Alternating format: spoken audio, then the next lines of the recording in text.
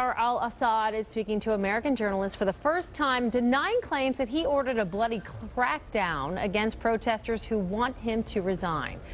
ABC's Barbara Walters is joining us live to discuss her exclusive interview with Al-Assad. Barbara, it's good to see you. If you wouldn't mind, first give us a little history on why the Syrian president is so controversial.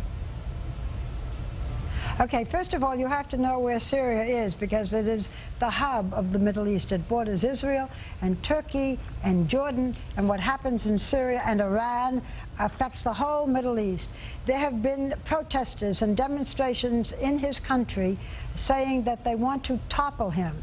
And I just came back. I spent time in Damascus, which is their biggest city and one of the oldest cities in the world, where everything is very calm. But 1 hour away, people are being killed. So Bashar al-Assad is the virtual dictator, the president, and we talked to him about what was going on. And what was so strange, Tanya, is he talks about being the president, but he wasn't the head of the government. He didn't have anything to do with this. It was a very sort of disconnected feeling. But what happens in Syria and what happens to him affects everything in the Middle East. And this is not a man like Gaddafi. This is not a wild and crazy man. This is a man who was an ophthalmologist, who seems very calm. Well, you'll see, because we have a little bit to show you. Yeah, let's take a listen at what al-Assad said when you asked him if his forces cracked down too hard. Take a listen, folks.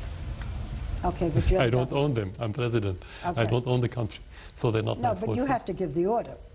No. Not by your command? No. The crackdown was without your permission? No, there's a difference between having policy to crack down and between having some mistakes committed by some officials. There's a big difference.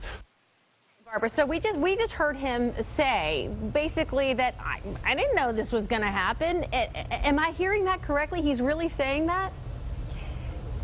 Well, you know, I was surprised as well. He talks about he's going to have elections for the parliament in February. He's going to have presidential elections. You know, like everything's going to be in order. The people are supporting him. But they're being, not in Damascus city, but in the rest of the country, they're being killed. And the United Nations, it says crimes against humanity. And it's almost as if he doesn't know this is happening. By the way, this is the first television interview that he's done in the West, that he's done with this country. So it's enormously important. People haven't even seen him. Yeah, I think very few people would be able to recognize who he is just by looking at video of him. I know that you're a reflection. You're a journalist, but I want to ask your opinion. You've been around a lot of heads of state. What was your opinion of him? This is a very calm, collected man who seems to be unaware of what is happening in the rest of his country. By the way, there will be much more of the interview tonight on ABC on Nightline. It's hard to figure him. How do you say I am the president, but I have nothing to do with the government? So in terms of seeing him, this is an intelligent, articulate, speaks very good English, but it's as if he doesn't know what's going on in his own country. 1 hour away from where I was in Damascus, you can shop, you can go out to eat. 1 hour away, people are being slaughtered. Yeah. So it's very hard to understand. It's going to be interesting to watch, and we definitely will watch it 11:35 tonight on Nightline. Thank you, Barbara, for joining us. Have a great day.